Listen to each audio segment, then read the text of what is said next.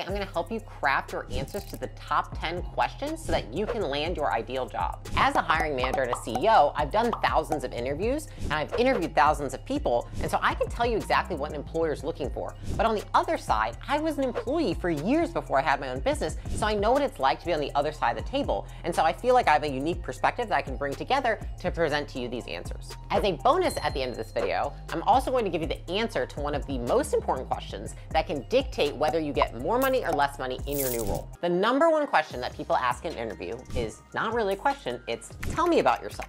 An open-ended question that most people misinterpret. Why do they misinterpret it? I can tell you that 9 times out of 10, when I say, tell me about yourself to somebody on an interview, what they come back with is they want to tell me their whole life story. Well, I grew up in Connecticut and I went to listen, nobody gives a fuck. They don't care about your life story. They don't care where you grow up. You're wasting their time. They need to get to the next interview. What they actually want to know is give me your sales pitch as to why you're fit for this role. They want to hear your sales pitch. Why are you uniquely qualified? What experiences do you have that relate to the role that then make you the right candidate? What they're really asking when they say, tell me about yourself, is they're saying, what value do you bring to this company and role? So I want you to not even think. When someone says, tell me about yourself, switch. It's what value do you bring to this company and role? How do you go about answering this question? The first piece is what you want to say is where you've been. So say you're applying for a customer success representative or a customer success manager. I've been a customer success manager at 3 of the Fortune 500 companies and over the last 8 years. And what I was able to do at those 3 companies is drive X, Y, and Z results. So the first thing you want to do is say what you have been, the exact title and role, and what results you have driven.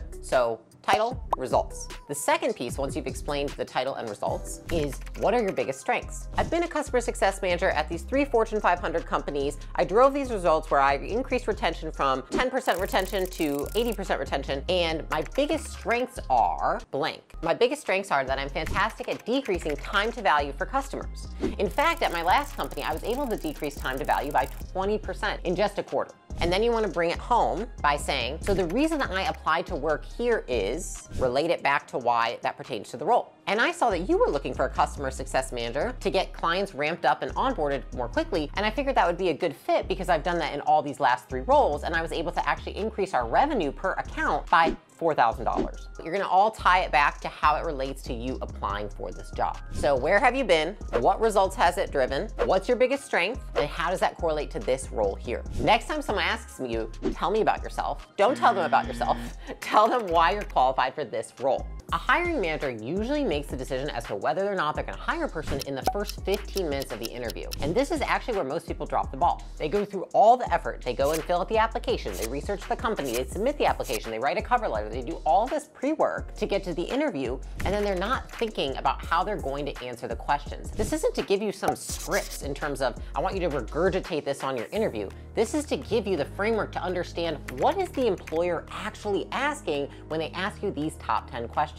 The second most asked question on an interview is, walk me through your resume. What I see a lot is that people go line by line. It's like, first I worked at Subway, then I worked at this, and I had an internship, and it's like nobody, again, gives a fuck. They want to hear about the relevant experience. So the first thing you want to do is you want to skip through anything that's not related to this job. If it doesn't pertain to this job in any way and it adds no value to them, then don't talk about it. So only pick the experiences that relate to this specific role. Take those experiences and translate them to them. They've already read your resume. That's why you're here for the interview. They don't want you to read it off and say the exact same things from the resume. What they want you to do is talk about how each of those experiences translates to this role, because you've done the research on the company, you've done the research on the role, and you can translate it for them. The third most common question asked in an interview is, why do you want to work at this company? I have done thousands of interviews, and most of the time, surprisingly, this answer is not answered correctly. What they want to hear is how much research you've done on the company and how excited you are about the role. They want to hear someone that relates to the mission. They really live by the values. They really feel like this role is exactly what's meant for them, and this is part of their career path that can get them to their ultimate goal. What they don't want is for you to talk about the selfish reasons as to why you apply. We all know that most of the reasons people apply for jobs are they see really good pay, good benefits. There's a lot of benefits to them. When you're looking for a job, you're looking for the pieces that pertain to you. They're like, this is how this would make my life better. That doesn't mean that that's what you want to express in an interview, because they already by default assume that if you apply for that job, those are things that are non-negotiables for you. Pay, your benefits, work remote or not remote, those kind of things. But what they're looking for in that question is they want to hear how selfless you are. They want to hear how company-centric versus self-centric you are. And if you say anything about pay, benefits, working remote, that's all going in self-centric bucket, which they don't want to hire those people. What they want to hear is mission, values, vision, career path. That goes in company-centric bucket. And so you want to make sure that you have a company-centric answer to that. Research the company, look at their mission, look at their values, study their Glassdoor, look at their LinkedIn, and look at all the things that you like about that company, and have an answer prepared that is company-centric, not self-centric. So the way you want to frame this answer is really 3 R's: research, recognition, and right fit. So research. Tie your answer into, well, when I was looking up the company, what I found on your LinkedIn was your mission talks about recognition. I love the fact that your values talk about X, Y, and Z, because I actually relate to that because I live my life in X, Y, and Z way. And then right fit. And because of that, I felt like I was the right fit for this role because those things resonated with me so much. Research, recognition, right fit. The 5th most common question asked is, what would you consider to be your weakness? Most people get this one wrong because what most people say is something like, oh, I just work too hard, or I'm just such a perfectionist, I just tend to do too much. I don't even know if I've had someone answer this one well. What I would like to explain is that, 1, everyone knows that's bullshit. Perfectionist, haven't heard that one the last 7 interviews I did today. Worked too hard. So did Sally, Gary, and this guy who eventually got fired because they were lazy as shit. Nobody believes when you say that about yourself. So don't pick something that's actually a strength disguised as a weakness. Actually tell them what your weaknesses are and then explain how you are resilient despite those weaknesses. So this is a chance for you to admit a flaw and then talk about how you handle those flaws. Here's an example. Say that you're a customer success manager. Maybe talk about the fact that you're bad at math, and that was something you've struggled with your whole life, and here's how you've overcome being bad at math. I took tutoring, I tried this, I did all these things. It's still gotten me down because I'm still pretty bad at math, but I've been working on it by taking these lessons and doing this online course so I can get better at math because I do think it'll help me in different areas of my life, like the fact that I rent Airbnbs on the side and I don't know how to do the math. Basically, what you want to do is pick a weakness that doesn't pertain to the role, so it's not something that will detract from you getting this job, but it is something that's a weakness for you. The 6th question that people ask on interviews that is the most common is, what makes you unique? When someone's asking what makes you unique, they don't really want to know anything about, what you did in high school or college, or I got this, or I was the scholar of something. They don't care about any of those things. What they want to know is, why should they hire you and not somebody else? That is what that question means. Why are you unique for this role? Why should I hire you and not the other 5 people I've interviewed today? Tell me now. That's what this question is asking. When you are presenting, why should they hire you and not somebody else? What I want you to think about is unique pairings. So what is it that makes you different than others and what you do? So if you look at some of the most talented people, they typically have unique pairings in terms of skill sets. The best person in a creative role might also be very organized. That's a unique pairing because typically people in creative roles are actually not organized. And the fact that somebody is organized or extremely meticulous would be a unique pairing. Say that you're applying for a financial role and then you say, actually, I have really high, people skills, and I actually have done lots of presentations on leadership and management, all these other things. Wow, that's a unique pairing because not only am I getting that person that's going to fill a financial role, but they can also contribute to all these other things in the company because of this skill set they have. But when that person asks you what makes you unique, then you want to think about, what is your unique pairing? What's a skill set that you have that is contrary to a different skill set and together are rare to be seen? The 7th most commonly asked question is, why are you leaving your current role? So if you currently are in a job, they're going to ask you, why are you leaving that role? Here's what myself as an employer really wants to know.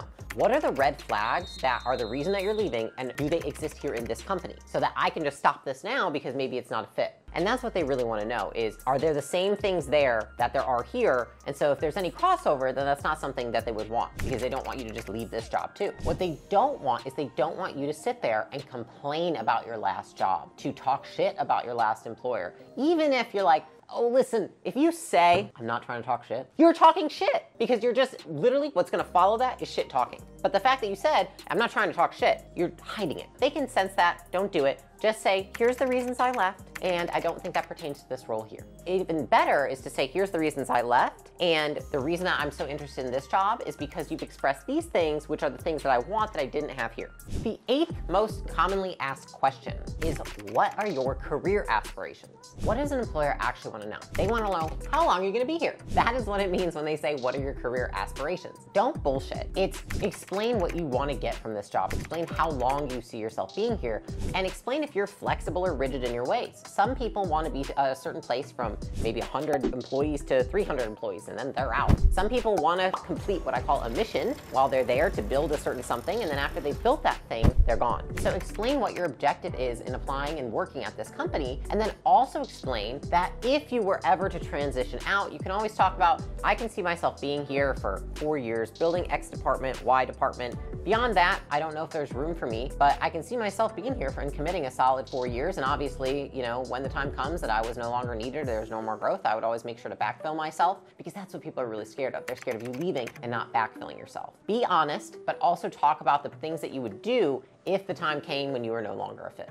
The 9th most commonly asked question is, what are you looking for in a new position? So when someone asks this, what they want is not a list of all your demands and desires that are, again, selfish and not company-centric. What they want is to understand, what are the parameters that would make this a great job for you? What is your potential that's untapped, and in what environment would you thrive? And mostly what they want to know is, do your career goals align with the position? Do your strengths fit with the role, and do your desires fit with the role? Because someone might have strengths that fit with the role, but their desires for their career don't necessarily. And so they want to make sure that the desire also fits the role along with the strength. So what you want to do is explain what kind of environment you would be best utilized in. So an example of that would be, what I'm looking for is a place where I can really fully utilize myself. I can build a department from scratch, which I know I can do because I've done it 3 other times, and I have the autonomy to do so. But I also have the support and clarity from leadership where they're telling me, hey, we'd rather have you do it this way or that way, or hey, that's not exactly how the company needs it. That's what I'm really looking for, is a place where I can have autonomy, but also support and clarity. And the last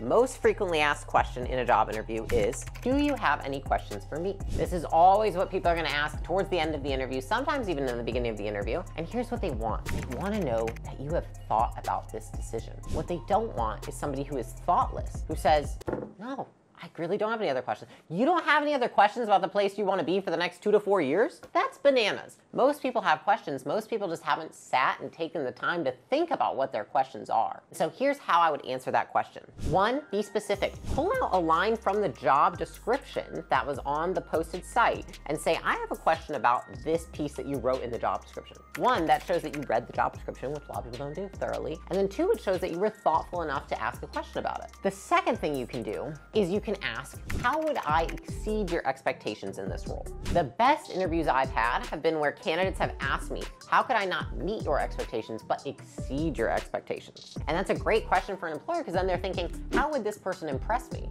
And you can start off on an even better foot, because you can get in there and right off the bat, you know what you can do to impress that person. And then the third thing that you can ask is, what would my onboarding look like? What would my 30, 60, 90 look like? The reason I ask you about onboarding or 30, 60, 90 is important because it shows that you can see yourself being in the company. You have enough foresight to think, what's it going to look like when I get in there, and how can I prepare now? Which shows again that you're thoughtful and you're diligent. And as a bonus question, a lot of people ask me, Layla, how do I answer the question, what do you want to get paid? Here's the thing, that's actually not something you can ask during a job interview. Nobody is actually allowed to answer that question or ask that question. So if somebody asks you, what are you being paid now? You actually don't need to answer it. So that is something a lot of people don't know. Now, what a lot of people do ask, the way to get around it is to say, what is your goal salary? So a lot of employers will ask, tell me what your goal salary or goal compensation is. And here's how I would suggest to answer that to make the most amount of money. 1, you have to understand that overshooting this is going to stab you in the foot. No employer is going to hire somebody who, say the job is market value at $100,000 and you say $200,000. They're just not going to do that. And trust me, I have had that happen. And it's not appreciated because it's unrealistic. And so here's what you want to do to prepare for that question. 1, you want to research the role. So go on salary.com, payscale.com, see how much that title and with your years of experience is worth in the market. Now, the second thing you want to do is, just like when you buy a house, you look at comps in the neighborhood, go look at companies that are similar and what are they paying for that role? Because the 2 pieces that go into determining compensation are the hard facts of researching and finding market value, and then also just taken from word on the street, like what are people actually paying in similar companies? Because it might be a little different. Then you want to use that to come up with the range that you want to present to that person. So given that, come up with a range, make it fairly flexible, and then when they ask what's your goal compensation, you can say the higher range. However, you can say the range. You know, My goal would be to be between 110 to 130, preferably on the higher end. Based on my research, I've seen that companies like X, Y, and Z are paying about blank, and then companies at X, Y, and Z are paying blank. And if you look on payscaleandsalary.com, they're showing these. So when you're presenting that to them, you come off like a logical, rational thinking adult. Ultimately, the way that you present it and showing and telling them that you've done the research will probably get you paid more than if you don't.